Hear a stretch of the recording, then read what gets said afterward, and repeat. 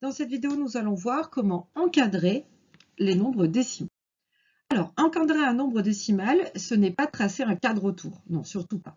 Encadrer un nombre décimal, c'est trouver un nombre plus petit et un nombre plus grand, et ces deux nombres doivent se suivre.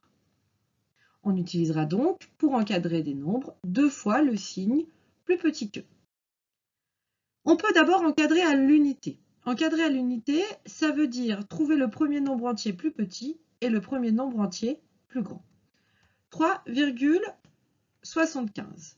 Je veux l'encadrer à l'unité, je regarde donc que sa partie entière, ici c'est 3. 3,75, il est donc compris entre 3, qui est le nombre entier juste plus petit, et 4, qui est le nombre entier juste plus grand. 3 et 4 sont deux nombres entiers consécutifs. On peut également encadrer les nombres au dixième, c'est-à-dire encadrer le nombre décimal entre deux nombres qui ont un dixième d'écart. Je rappelle que le chiffre des dixièmes, c'est le premier chiffre après la virgule. Donc pour encadrer au dixième, il faut trouver le premier nombre avec un chiffre après la virgule plus petit et le premier nombre avec un chiffre après la virgule plus grand. Si je prends par exemple 3,75, je veux l'encadrer au dixième, donc je regarde le nombre jusqu'à son chiffre des dixièmes, c'est-à-dire 3,7. Donc le nombre avec un chiffre après la virgule qui est plus petit, c'est 3,7. Et donc celui d'après, il doit être à 1 dixième d'écart. Donc je rajoute un dixième, c'est-à-dire 0,1. Donc c'est 3,8. 3,75 est compris entre 3,7 et 3,8.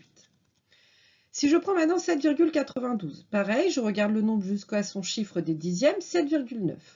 Donc le nombre qui est juste avant avec un chiffre après la virgule, c'est 7,9. Et pour avoir celui d'après, je rajoute un dixième, c'est-à-dire 0,1. On obtient 8,0, c'est-à-dire 8.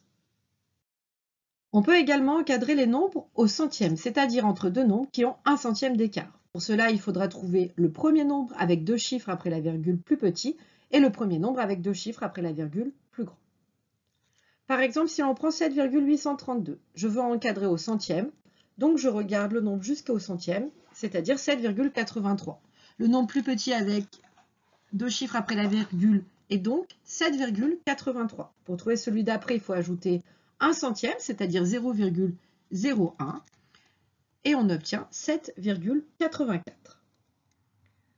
Prenons un deuxième exemple, 3,791. Pareil, je regarde le nombre jusqu'à ses centièmes. Le nombre donc plus petit qui est juste avant, c'est 3,79. Pour trouver celui d'après, je vais rajouter un centième, c'est-à-dire 0,01, ce qui est égal à 3,80, qu'on peut écrire 3,8.